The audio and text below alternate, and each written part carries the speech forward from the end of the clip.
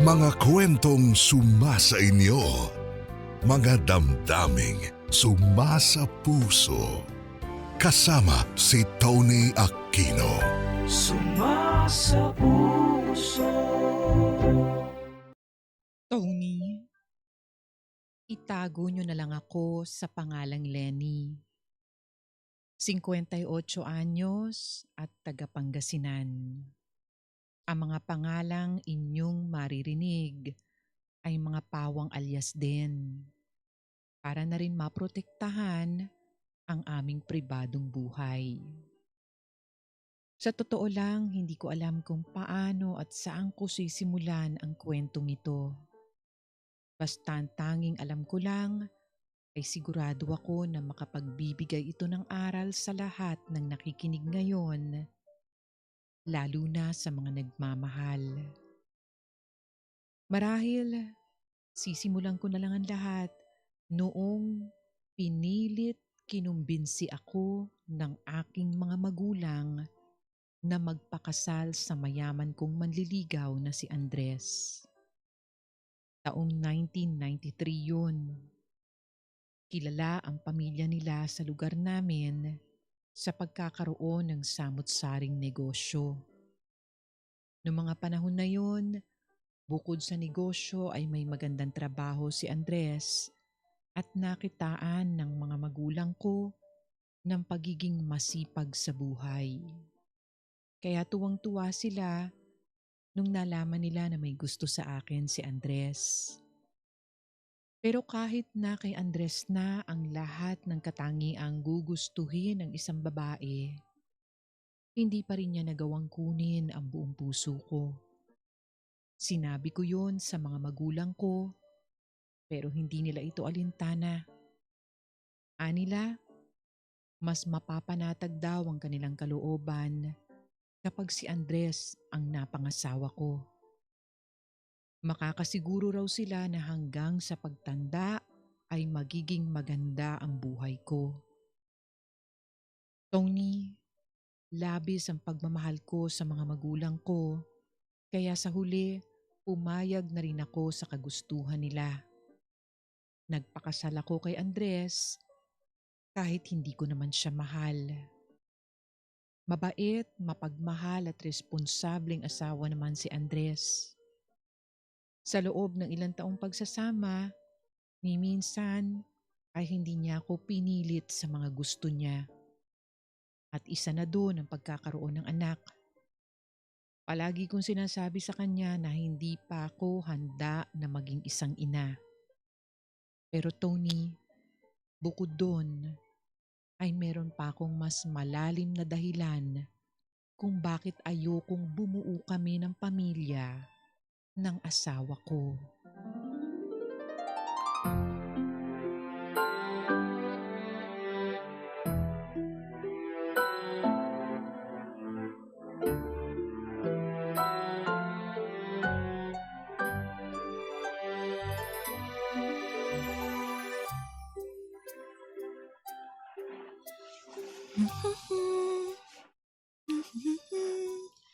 Hmm, ano kayang magandang gamitin na lipstick ngayon? Hmm, kung magpula kaya ako? Ay, wag na. Baka mas lalo akong mahalata. Hmm, kung ito na lang kaya? Para natural lang yung dating. Ayan, sige, tama. Ito na lang. Hmm. Ah,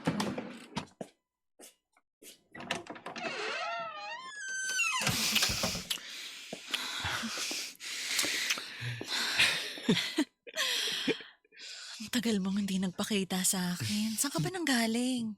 Sa Bicol, pinuntahan ko lang yung chewing ko dun dahil kailangan daw niya ng tulong sa negosyo niya. Dahil may alam daw ako sa mga ganung bagay, ako yung pinakiusapan niya. Sabi pa nga niya, pwede raw kami maging magkasosyo dun eh. Sandali. Huwag mong sabihin lilipat ka na sa Bicol. Huwag ka mag-alala, tinanggihan ko yung alok niya. Ang layo kaya ng Bicol dito sa Maynila. Isa pa, may maayos naman ako negosyo dito. Ba't ako lalayo, di ba? At At nandito ka. Di ko kayang malayo sa'yo. Abat. Mabuti naman kung ganun. Kasi kung sakaling tinanggap mo nga yung alok ng tiyuhin mo, tayong dalawa yung magkakaproblema niyan. Alam ko naman di ka papayag kaya tinanggihan ko na. Halika nga rito, payakap ako ulit. Muntik na akong kabahan nung ilang araw na kitang hindi nakikita sa bahay ninyo. Hindi mo naman ako tinatawagan. Hmm. Akala ko iniwan mo na ako eh. Oh, pwede ba naman yun? Alam mo namang mahal na mahal kita eh. Biglaan lang kasi yun. Kaya hindi na ako nakapagpaalam sa'yo. Alam mo naman na sa tuwing magkikita tayo, dapat parating may dahilan eh. Pero mahal, di kaya nakakahalata yung asawa mo? Anong ibig mong sabihin? Eh, kasi nung mga nakaraang linggo, kapag pinapagdilig ako ng mga halaman ni mama sa labas, tas nasa labas si Andres, iba tingin sa akin eh. Parang binabantay niya yung bawat kilos ko. Eh, gano'n naman talaga makatingin si Andres ah. Hayaan mo na. Hindi yun makakahalata kasi parati naman siyang wala rito sa bahay. At hindi rin niya malalaman dahil sobrang maingat din tayong dalawa kapag dito tayo sa bahay nagkikita. Anong idadahilan mo ngayon? Eh di, nasira yung gripo sa kusina. Mabilis naman kasi talaga yun masira. Tsaka alam niyang ikaw ang parati kong tinatawag kapag may nasisira dito sa bahay. Kaya hindi ako gaano kinakabahan.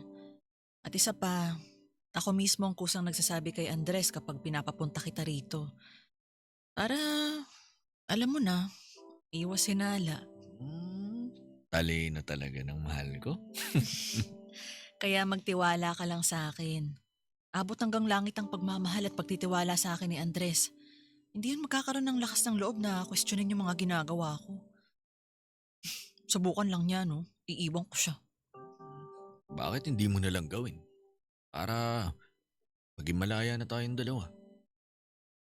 Eh ayokong ako yung maging dahilan para magkahiwalay kami ni Andres. Dapat siya. Eh kaso, masyadong tapat sa akin yung asawa kong yun. Di wala man lang akong makitang kahit na maliit na senyales na may babae siya. Sa mata ng lahat ng tao, isa siyang mabait at mapagmahal na asawa. Eh, hanggang kailan tayo magiging ganito? Parati nagtatago. Gusto rin naman kita makasama na hindi inaalala na baka may makakita sa atin. Medyo nakakapagod din kasi. Magtiis ka lang muna ha. Malay mo, balang araw, umayon din sa atin ang mga bagay-bagay. Pero sa ngayon, magtiis muna tayo. Ang importante naman, masaya tayo, di ba? Nagkakaroon pa rin tayo ng mga panakaw na pagkakataon para magkasama. Pablo, Hmm. mahal mo naman ako, di ba? Oo naman. Sobra. At mahal na mahal din kita. Kaya maghintay at magtiis lang tayo, ha? Alam kong tayo rin ang magkakasama sa dulo.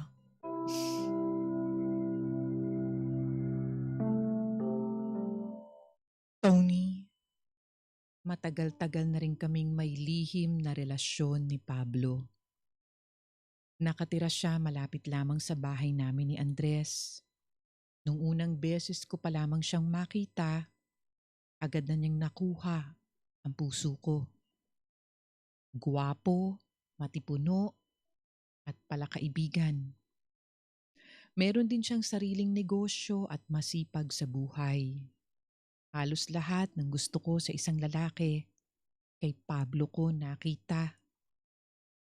Kaya laking panghihinayang ko na hindi siya ang naunang dumating sa buhay ko. E di sana, hindi ko na kailangan magtiis sa piling ni Andres. Tony, nagpatuloy lang ang lihim na relasyon namin ni Pablo.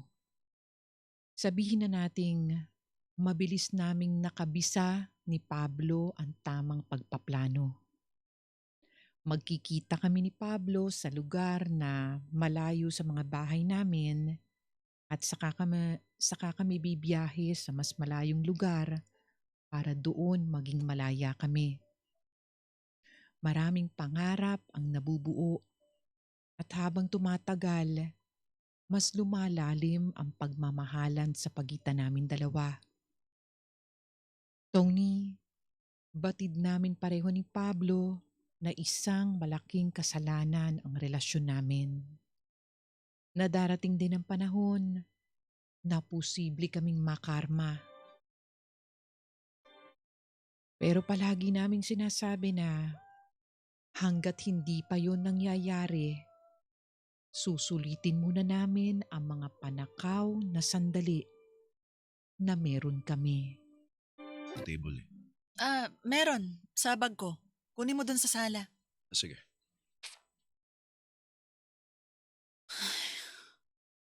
Walang pasok si Andres bukas. Ay, balak pa naman sana naming lumabas ni Pablo. Paano kaya to? Ay, sayang naman. Ite-text ko na lang siya mamaya para sabihin hindi kami matutuloy. Mahugasan na nga tong mga to. Lenny. Hmm? Anong ibig sabihin nito? Bakit may bracelet ako nakita sa bag mo, ha? May kasamang card. At galing kay Pablo? Ano, nakasulat yung pangalan niya. Bakit kanya binigyan ng bracelet at sulat? Sagutin mo yung tanong ko, Lenny. Bakit binigyan ka ng mga ganito ni Pablo? Huwag kang maingay. Andres, para kay Rosalie ang mga yan. Ano? Para kay Rosalie ang mga to? Oo, pinapabigay ni Pablo sa kanya yan eh. Dahil dakilang torpe yun, sa akin niya pinadaan. Nakasalubong ko kasi siya sa kanto kaya nasa bag ko yan. Ganon, oo. Masama pa yung pakiramdam ni Rosalie kaya hindi ko pa yan nabibigay sa kanya. Ibig mong sabihin may gusto si Pablo kay Rosalie. Tama? Oo. Paano nangyari yon? Hindi naman sila nag-uusap. Ewan ko. Basta sabi niya, ibigay ko raw yan kay Rosalie. Akin na nga yan. Baka biglang lumabas si Rosalie, makita pa niya. Sandali lang. O kung para pala sa kanya yan, bakit ayaw mo makita niya na hawak mo yan? May bala kasi akong gawin para hindi siya makatanggi. Bala ko kasi sanang tulungan si Pablo sa kapatid ko. Para naman maging makulay na yung buhay niya, no? Walang ibang ginawa yun kundi magtrabaho. Kaya ilalakad ko si Pablo sa kanya. Teka nga, bakit ba ganyan ka makatingin? Huwag mong sabihin, pinaghihinalaan mong may relasyon kami ni Pablo. Marami na kasing nakakapagsabi sa akin na madalas daw nila kayong nakikitang nag-uusap. May pagkakataon pa nga na pinapapasok mo raw yun dito sa loob ng bahay. Ay, Andres naman. Lahat naman ng galaw ko sinasabi ko sa'yo, di ba? Yung mga pagpapapasok ko kay Pablo dito sa bahay, dahil yun sa may nasisira tayong gamit dito. Tulad nung nakaraan, nasira yung gripo. Alangan namang tawagan pa kita, di ba? Di siya na yung tinawagan ko para ayusin yung gripo. Total, malaki naman yung tiwala ko sa kanya. Lalo na't kilala ko yung mama niya. At yung mga sinasabi nilang nag-uusap kami ni Pablo, parating tungkol yun kay Rosalie. Ganun ba? Oo. Kaya, pwede wag mo siyang paghinalaan. Natatakot na sa'yo yung tao eh. Alam mo sa tuwing nasa labas daw siya at nasa labas ka rin, iba raw yung tingin mo sa kanya. Tinatanong nga niya ako kung may galit ka raw ba sa kanya eh. Sinasabi ko na lang na ganun ka lang talaga kung makatingin. Pasensya ka na, Hana. Ano lang kasi. Ano? Natatakot ka na baka palihim na pala akong inaagaw ni Pablo sa'yo? Hindi mangyayari yun. Asawa na kita. Ibig sabihin, habang buhay na akong nakatali sa'yo. At mas magiging maayos yung pagsasama natin kung mas maniniwala ka sa sinasabi ng asawa mo kaysa sa sinasabi ng ibang tao.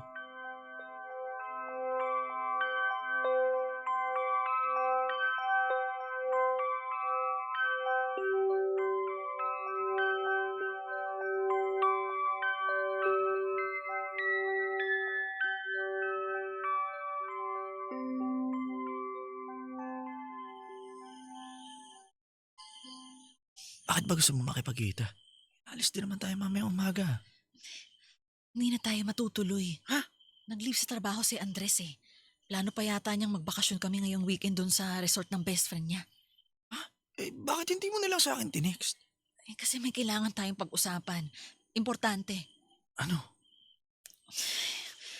Si Andres kasi, Nakita niya yung bracelet tsaka yung sulat na bigay mo sa akin dun sa bag ko. Ano? Shh! Kang maingay, baka may makarinig sa atin. Paano yan? Alam niya na yung tungkol sa ating dalawa. Pwede pa kumalma ka lang. Huwag ka mag-alala. Nakaisip ako agad ng dahilan.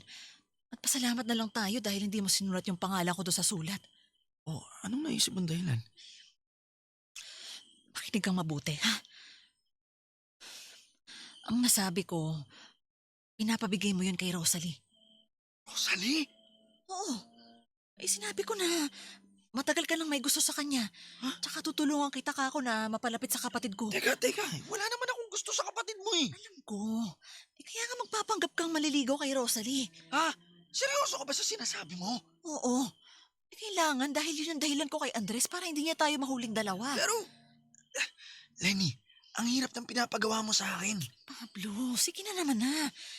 Gawin mo na yung naisip kong paraan, ha? Para naman sa ating dalawa yun eh. Dahil kapag nalaman ni Andres yung tungkol sa atin, eh sigurado akong ilalayo niya ako sa'yo. O baka mamaya mapatay pa nga niya ako eh. Gusto mo ba yun, ha? Gusto mo bang dito na lang matapos yung relasyon natin? Siyempre ayoko. O yun naman pala eh. Mas gawin mo yung sinasabi ko sa'yo. Magkukunwari ka lang naman eh.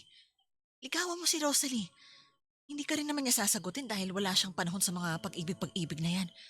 Kapag nangyari yun, edi hindi na maghihinala sa atin si Andres. Ano? Kaya mo naman yun, di ba? Sige, para sa'yo, gagawin ko. Ligawan ko si Rosalie. Salamat, Pablo. Huwag kang mag-alala. Panandalian lang naman to eh. Makampante lang si Andres na walang namamagitan sa ating dalawa. Babalik tayo sa dati. Pangako yan.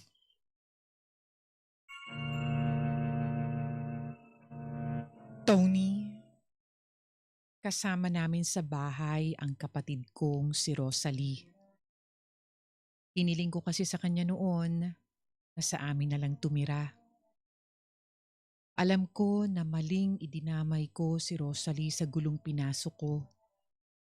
Pero wala na akong ibang naisip pa na pwedeng idahilan kay Andres noong mga oras na yon. Kung hindi ko gagamitin ang sarili kong kapatid, mabibisto na ang matagal ko ng lihim. At hindi ko pa kayang mawala sa akin si Pablo. Siya na lang ang nagpapasaya sa akin. Delikado man ang larong ginagawa naming dalawa, ngunit yun ang nagbibigay ng kulay sa buhay ko.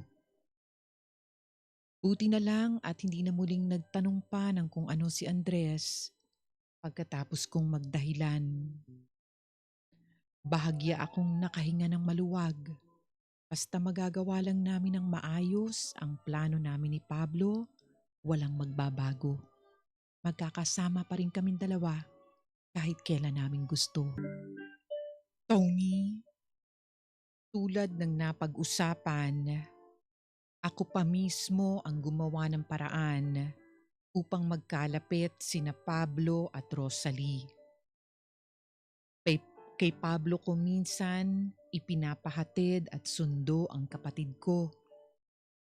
Hanggang sa unti-unti ko nang napapansin na nagiging matagumpay ang plano ko dahil nauwi na nga ang lahat sa ligawan. Alam ko ang lahat ng nangyayari kina Pablo at Rosalie.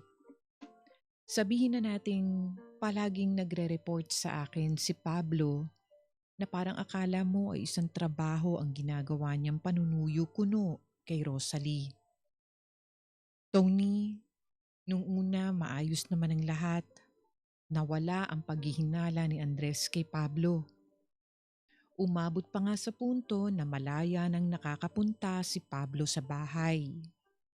Ayos lang makita siya ng ibang mga tao dahil ang alam nila ay si Pablo at Rosalie ang may ugnayan.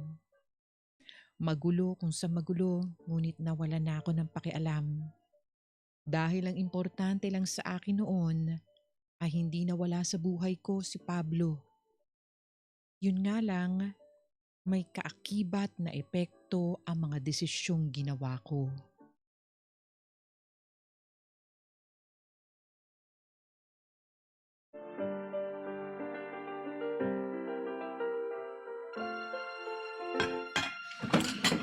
Uy, Sarap naman ng pananghalian natin ngayon ha.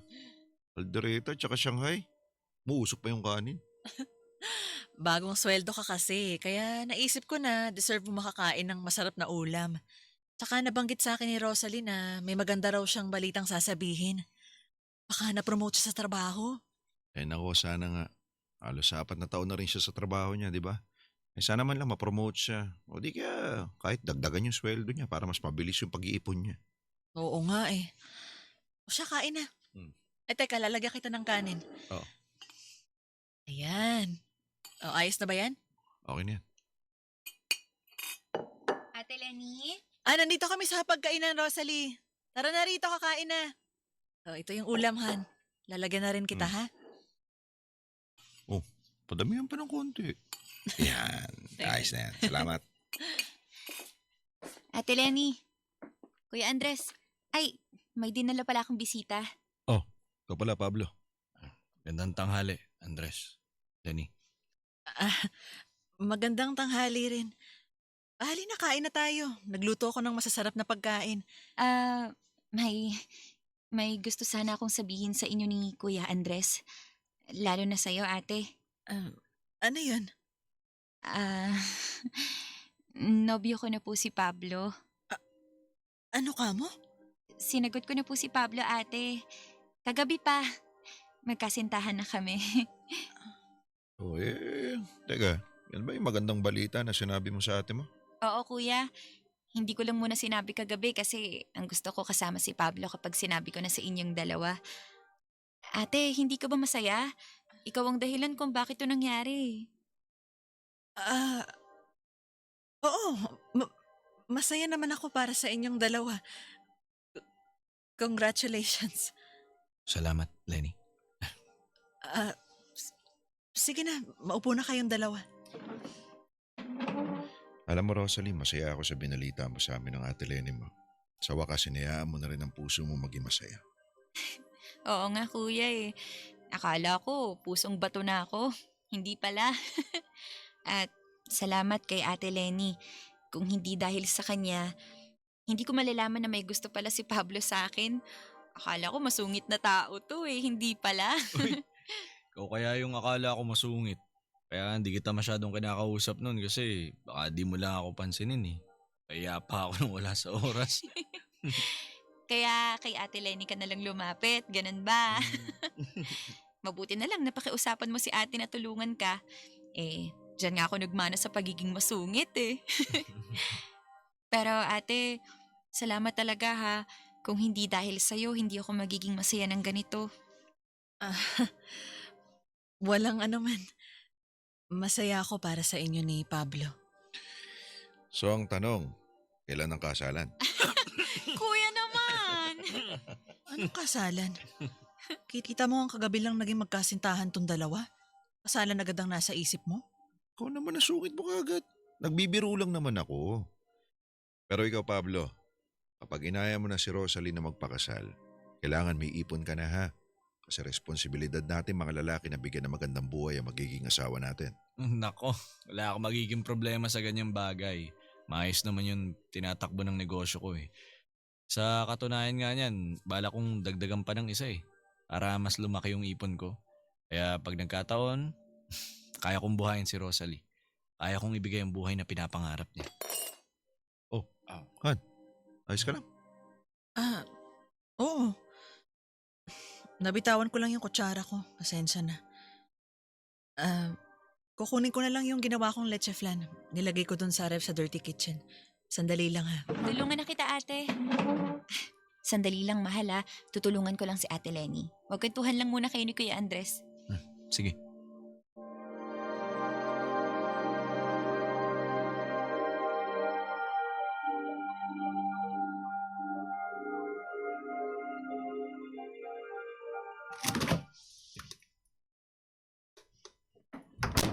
Uy, ate, ang ganda ng pagkakagawa mo sa leche flan ah. Sana gumaling din ako magluto katulad mo. Nakwento kasi sa akin ni Pablo na mahilig daw siyang kumain. Kaya siguro dapat ngayon pa lang matuto na akong magluto. Bakit mo sinagot si Pablo? Ha? Kako, bakit mo siya sinagot? Akala ko ba ayaw mo sa kanya? Nahirapan pa nga ako na kumbinsihin kang pumayag na ligawan ka. Tapos ngayon, sinagot mo na siya? Eh, ate, nakita ko naman kasi kung gaano kabuting tao si Pablo. At isa pa, sa halos 3 buwan niyang panliligaw sa akin, sapat na siguro yun para mapatunayan ko kung gaano siya kaseryoso na mapasagot ako. Kaya mo ba siya sinagot dahil mahal mo? O dahil gusto mo lang maranasang magkanobyo? Siyempre mahal ko si Pablo. Ate naman, kilala mo ko. Hindi ako basta pumapasok sa isang sitwasyon dahil lang sa natuwa ako o kung ano paman. Seryoso ako sa desisyong ginawa ko. Mahal na mahal ko siya. At alam ko na ganun din siya sa akin. Eh paano kung lokohin ka lang niya? O di kaya ipagpalit ka na lang niya basta sa iba, di ba? Hindi niya yan magagawa sa akin, ate. Mahal ako ni Pablo. Naramdaman ko na yun sa kanya sa simula pa lang. Kaya, huwag ka na mag-alala sa akin, ha? Tara, ayusin na natin tong gawa mong leche flan para matikman na nila.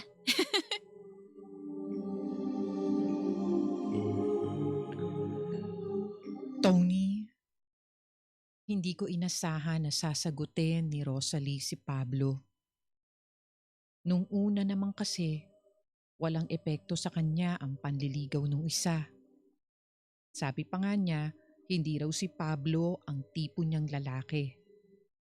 Kaya ang naisip ko, mas pabor yun sa akin. Ibig sabihin, wala akong magiging kahati kay Pablo.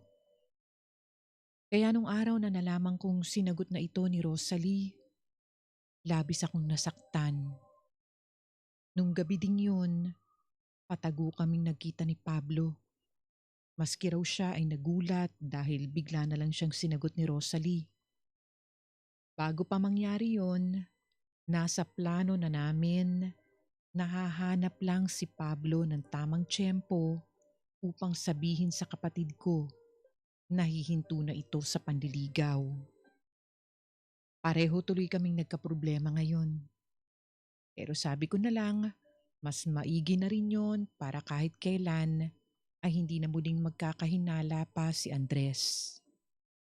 Nagkasundo na lang kami ni Pablo na makikipaghiwalay din si Pablo pagkalipas ng 1 o 2 buwan.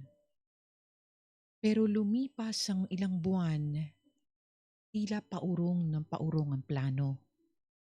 Dahil habang tumatagal, tila lalong lumalalim ang namamagitan kina Rosalie at Pablo.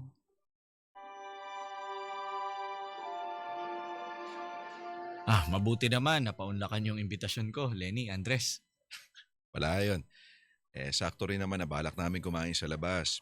Pero nung sinabi ni Rosalie na sumama kami sa kanyang kumain dito, pumayag na kami. Oo nga, sobrang sakto tong plano ko. Pero Pablo, bakit naman inimbitahan mo pa kami? Ngayon pala yung first anniversary niyo ni Rosalie. Hindi ba dapat kayong dalawa lang yung magkasama? Anong ginagawa namin dito? Oo nga, mahal. Tinatanong naman kita kung bakit pero sinasagot mo lang ako ng basta. Mamaya ako pa sana sasabihin pagkatapos natin kumain. Pero dahil pare-pareho na kayo nagtanong sa akin, di sige, sasabihin ko at gagawin ko ng dahilan kung bakit nandito tayong 4 ngayon. Gagawin? Anong ibig mong sabihin doon, Pablo? Rosalie, Bakit? tayo tayo. Sige. Ano bang meron? Alam ko na 1 taon pa lang tayong mag-asintahan. Para sa iba, maikling panahon pa yon. Marami pa tayong dapat matutunan sa isa't isa. Pero para sa akin, sapat na ang 1 taon para mapatunayan ko sa sarili ko na ikaw ang babaeng gusto kong makasama habang buhay. Sandali, may kukunin lang ako. Eto. Anong ibig sabihin yan, Pablo? Ano yung maliit na kahon na yan, ha? Nasa loob nito yung patunay sa pangako kong habang buhay kitang mamahalin, aalagaan at poprotektahan. Iyon ay kung papayagan mo ko. Uy, anong ginagawa mo? Bakit ka nakaluhod dyan? Tumayo ka nga! Rosalie, ikaw lang ang babaeng minahal ko ng ganito. Ikaw lang ang gusto kong mahalin hanggang sa pinakahuling pagtibok ng puso ko. Will you marry me?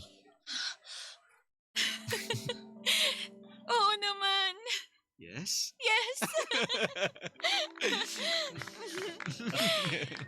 Isuot mo na sa akin yung singsing. Ay, oo nga pala. Yan, saktong-sakto. Oo nga.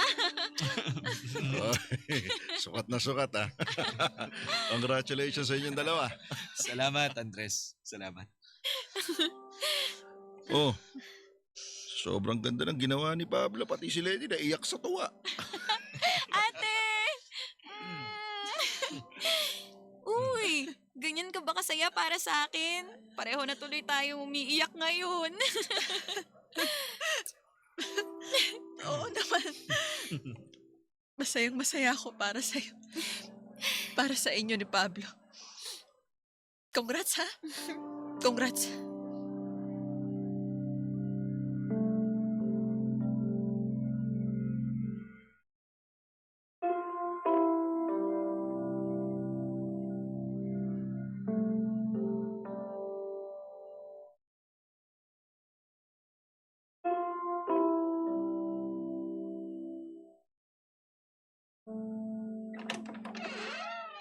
Lenny?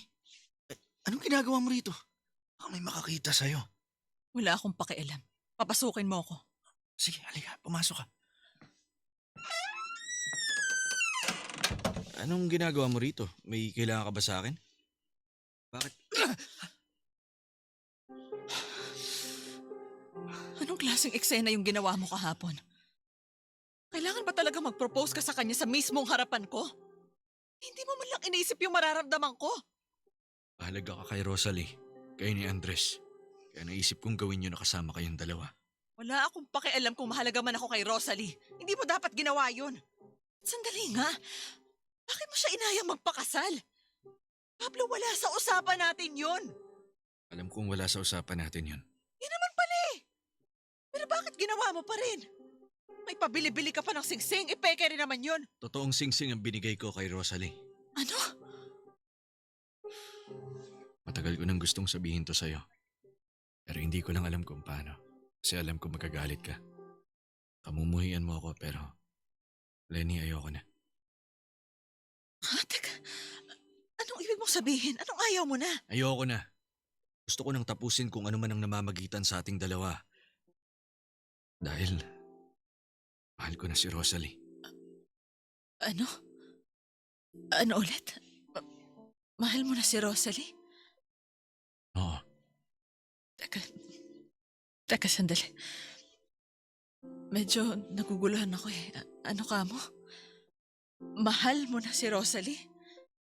Kailan pa? Matagal na. Simula nung naging magkasintahan kami, doon ako nagsimulang may maramdaman na espesyal para sa kanya. Sinubukan ko namang pigilan dahil kapatid mo siya, pero hindi ko nagawa eh. Kapag kasama ko siya, ang gaan ng pakiramdam ko, malahaya ako. Di tulad sa ating dalawa na para lang makapag-usap kung ano-anong pagsisinungaling pa ang kailangan natin gawin. Pero kay Rosalie, di ganun. Kaya naisip at naramdaman ko na siya ang dapat kong mahalin. Siya ang dapat kong piliin. Yaka! Bakit mo nagawa to sa akin, ha? Malinaw yung naging usapan natin, di ba? Niligawan mo lang si Rosalie para mapagtakpan mo yung relasyon natin. Pero anong ginawa mo, ha? Inuloy mo hanggang sa naging magkasintahan kayo at nung sinabihan kitang dapat mo siyang hiwalayan agad, pinaabot mo ng 1 taon. Tapos ito? Ito ulit yung bago mong pakulo. Papakasalan mo yung kapatid ko, ha? Gumising na tayo sa katotohanan. Lenny, alam natin pareho na sa umpisa pa lang, maling nagmahalan tayong dalawa. Pero yung sa amin ni Rosalie, yun ang tama. Yun ang dapat pinapatagal. Pinaglalaban, inaalagaan. Di yung sa atin. Dahil malaking kasalanan na nagkaroon tayo ng relasyon. Di ako papayag na pakasalan mo si Rosalie. Kahit sino na, Pablo, wag lang yung kapatid ko. Dahil ayokong habang buhay na pagsisisihan ko na ako mismo yung naging rason kung bakit kayo yung nagkatuluyan. Kaya hindi. Walang kasal na magaganap. Sisiguraduhin ko yan.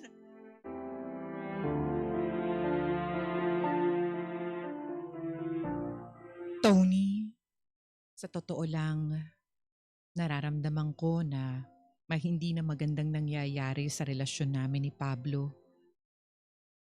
Hindi na kami madalas nagkikita ng palihim dahil madalas silang dalawa na lang ni Rosalie ang magkasama. At kapag nagkakaroon naman kami ng oras, hindi ko na ganong nararamdaman ang pagmamahal niya para sa akin. Palagi niyang bukang bibig si Rosalie. Nagseselos tuloy ako sa sarili kong kapatid.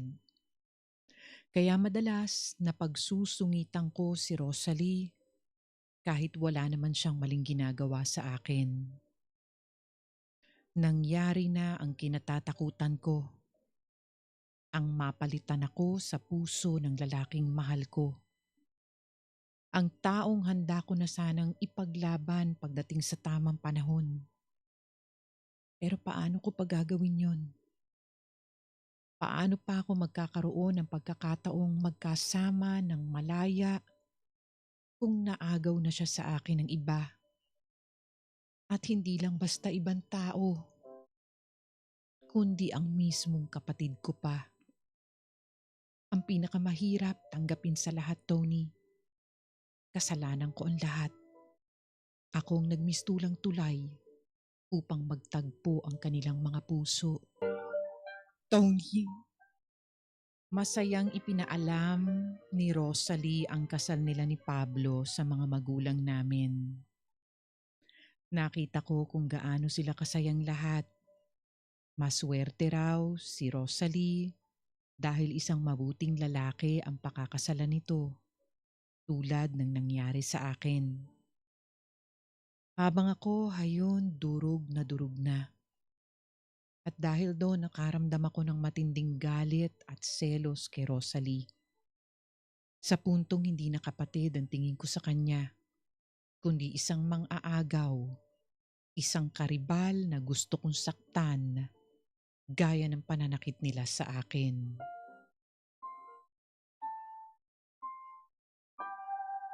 Isang taon pa lang kayong magkarelasyon, Rosalie.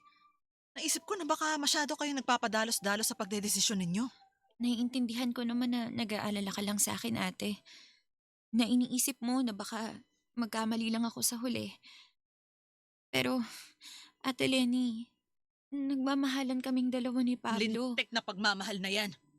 Ate, ayos ka lang ba? Hindi! Ate, kung may problema ka man ngayon, pwede naman natin yung pag-usapan eh.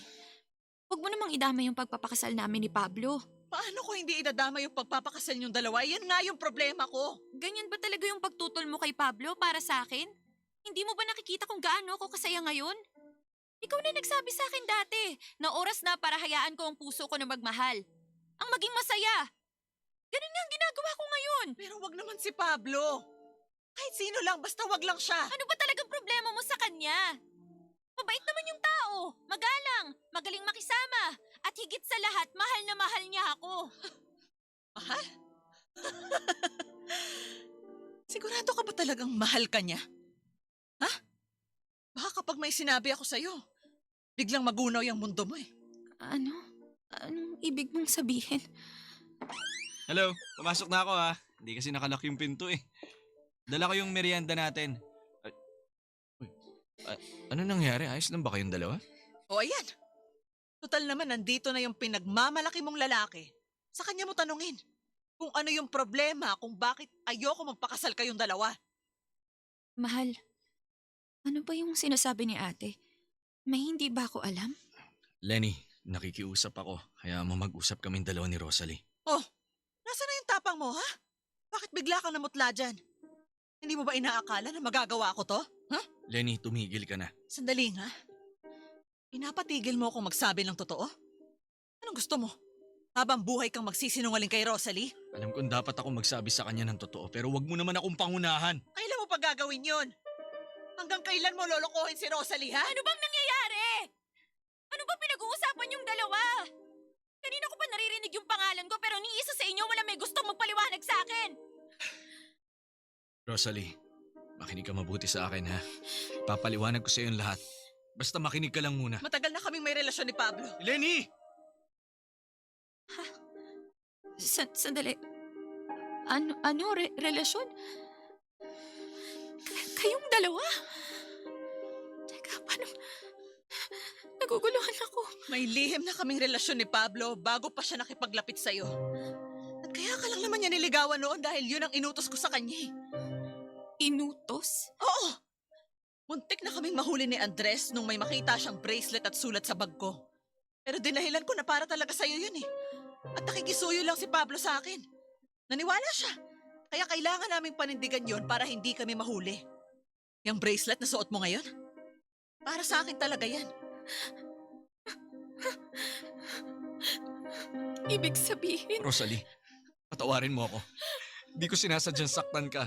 Pero wala na akong magawa nun. Sinunod ko lang yung gusto ng ate mo. Dahil mahal na mahal niya ako. Pero hindi na ngayon. Rosalie, alam ko naguguluhan ka sa mga nalaman mo. Pero gusto kong tandaan mo na ikaw ang mahal ko ngayon. Magmula nung sinagot mo ko, nabaling na sa'yo ang lahat ng pagmamahal at atensyon ko. hindi totoo yan. Maniwala ka sa akin, Rosalie. Totoong ikaw ang gusto kong makasama habang buhay. Totoong ikaw ang gusto kong pakasalan. Aaminin ko na dapat sa iyo ang lahat. Naghahanap lang ako ng tamang pagkakataon. Rosalie, makinig ka naman oh. Mahal... Sinungaling ka! Niloko mo ako! Pinaglaruan mo ako! Walang yan ka! Walang yan ka! Rosalie, patawarin mo ako. Tawad. Sinabi ko sa'yo, di ba? Manloloko yung lalaking yan. Sana noon pa lang nakinig ka na sa akin eh. Hindi sana hindi ka nasasaktan ng ganyan. Manahimik ka! Kung makapagsalita ka, parang wala kang ginawang mali. Kapatid mo ako, ate! Ako na lang ang nag-iisang pamilya mo. Pero nagawa mo ako lokohin ng ganito. Anong klaseng tao ka? May puso ka pa ba? Tingin mo naman ako, Rosalie. Mahal ko si Pablo. Hindi ko siya kayang mawala sa akin. Kaya ginamit mo ako. Ginawa mo ako parang pabango. Para hindi maamoy ni Kuya Andres yung pag-alingaso ng pagtataksil mo sa kanya. Alam niyo kayo nga mas bagay sa isa't isa. Dahil pareho kayong manlaloko at manggagamit.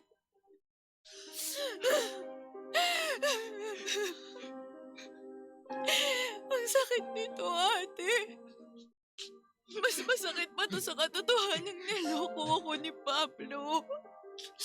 Kasi kapatid kita eh.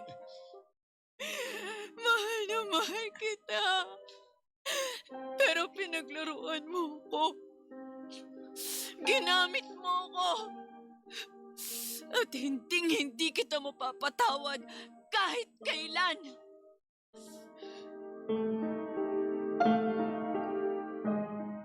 Tony, sa kabila ng lahat, porsigido pa rin akong muling bawiin si Pablo. Tila nawala na ako sa tamang katinuan dahil nakalimutan ko na may asawa pa rin ako. Wala akong ibang ginawa kundi tawagan si Pablo sa telepono o di kaya ay katukin ang bahay niya. Nalimutan ko tuloy si Rosalie at hindi ko napaghandaan ang posibilidad na siya naman ang gumanti sa akin. Oh, Rosalie, saan ka pupunta? Ba't may dala-dala ka maleta? Nakauwi na pala si Andres. Sandali Kalabas na nga. Nakauwi ba kayo ng ate mo? Ba't ka ba alis? Rosalie, sagutin mo ako. Ano ba problema? Anong nangyayari dito? Ayan o. Tanungin mo yung asawa mo kung bakit aalis na ako sa bahay na to. Lenny, ano ba nangyayari? Nag-away pa kayong dalawa? Han, ano kasi... O ano? Nag-iisip ka na naman ng idadahilan mo kay Kuya Andres? Ha? Magsisinungaling ka na naman sa harapan niya? Rosalie. Bakit hindi mo sabihin sa kanya yung dahilan kung bakit aalis ako rito?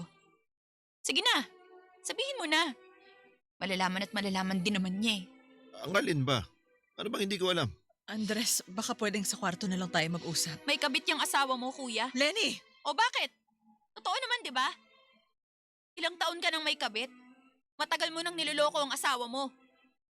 Sige, subukan mong magsinungaling pa. Tignan ko lang kung saan ka pupulutin. Teka. Anong kabit? Naguguluhan ako sa inyo. Lenny, ano sinasabi niya? Ano sinasabi ng kapatid mo? Andres, makinig kang mabuti sa akin, ha? Papaliwanag ko sa iyo ang lahat. Wow! Parang narinig ko na yan kay Pablo ah. Yan din yung linyang sinabi niya sa akin kahapon eh. Ganyan ba talaga umami ng mga manloloko at sinungaling? Teka, sino Pablo? Si Pablo? Ano napasok si Pablo rito? Kasi, Si Pablo ang kabit niya. Ano? Totoo ba yun, Lenny? Nagsasabi ako ng totoo, kuya. Alam mo kung paano ko nalaman? Dahil ginamit lang naman nila ako para pagtakpan ang kasalanan nila sa'yo. Intusan niya si Pablo, naligawan ako nung may nakita kang bracelet sa bag niya. Naalala mo yon, kuya? Yung unang beses mong nalaman na may gusto kuno sa akin si Pablo? Pero ang totoo, bigay niya yun kay ate. At pinalabas lang ng magaling mong asawa na para sa akin yun para hindi siya mabuko. Andres, sandali Huwag ko mo papaliw. akong hawakan. At dahil alam na ni kuya ang bahong tinatago mo, aalis na ako sa bahay na to. At sa buhay mo. Kahit sa ganitong paraan man lang, nakaganti ako sa panluloko at panggagamit mo sa akin. Bahala na kayo dyan. Andres, Totoo ba lahat ng sinabi ni Rosalie? Na may lihim kayong relasyon ni Pablo? Andres. Sagutin mo! Tanong ko, totoo ba?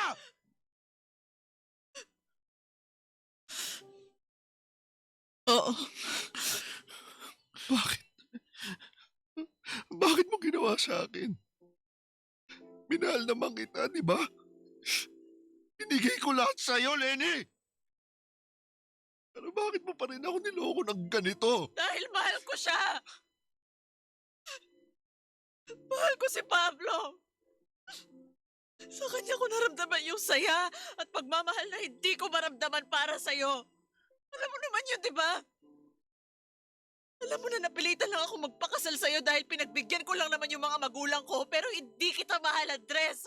Hindi kita minahal. Naging tapat naman ako sa'yo, di ba? Binigay ko lahat ng gusto mo, pangangailangan mo lahat, Lenny! Bakit kulang pa rin? Bakit? Halos sambahin kita para lang mahalin mo ako. Tinuring kitang reyna sa loob ng 4 na taong pagsasama natin. Ba't hindi mo pa rin ako magawang mahalin?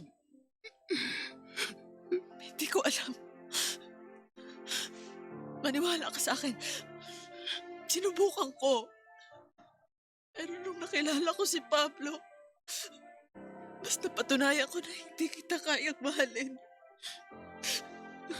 Sana nagsabi ka talaga ng totoo, Lenny. Hindi yung ganito. Kung sinabi ko ba sa'yo, papalayain mo ba ako? Hindi naman, di ba? Ipipilit mo pa rin yung gusto mo. Ang gusto niyong lahat para sa akin. Mahal kita. Mahal na mahal kita at gagawin ko lahat para sa iyo. Alam mo yun. Naibibigay ko lahat ng hilingin mo kahit ang kalayaan mo pa. Pero mas pinili mo akong pagtaksilan. Ako'y na kahit kapatid mo ginamit mo para pagtakpan lang yung kasalanan mo. Ano, wala ka na bang puso, ha? Patawarin mo ako, Andres. Patawad. At para saan, ha? Sinaktan mo na ako. Sinira mo na yung pagsasama natin. Kaya para saan pa yung pagiging mo ng tawad? Maghiwalay na tayo. Ha? Ano ha? Yun ang gusto mo, di ba? Palayain kita. Sige, ibibigay ko sa'yo. Pero wag mo nga asahan na pagtatakpan ko sa iba yung ginawa mong kasalanan. Na dahil sa kataksilan mo kaya natapos ang pagsasama natin.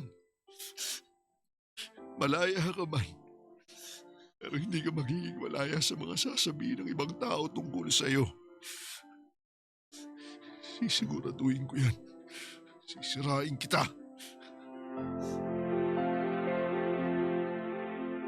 Tony, doon na nawala ang lahat sa akin.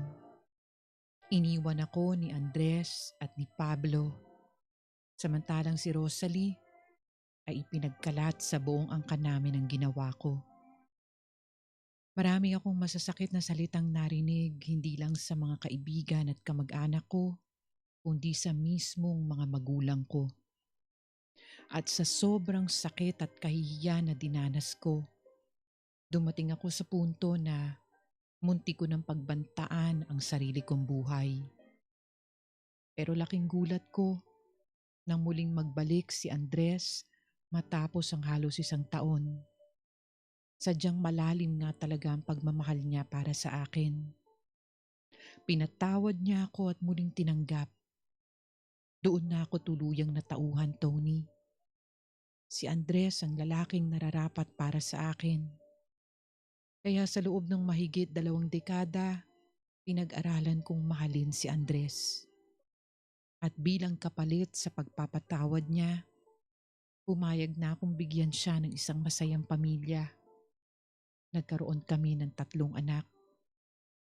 Labis ang pasasalamat ko kay Andres dahil nabigyan ako ng pangalawang pagkakataon. Hindi lahat ng tulad ko na nagloko at nanakit ng iba ay makakatanggap ng ganitong klase ng kapatawaran. Kaya mula noon hanggang ngayon, ginagawa ko pa rin ang pinangako ko na hindi na muling uulitin ang nagawang pagkakamali sa nakaraan. Hanggang dito na lang at salamat sa pakikinig sa aking kwento. Sumasa puso, Lenny. Sumasa puso sa Super Radio DZBB. Kasama si Tony Aquino. Sumasa puso.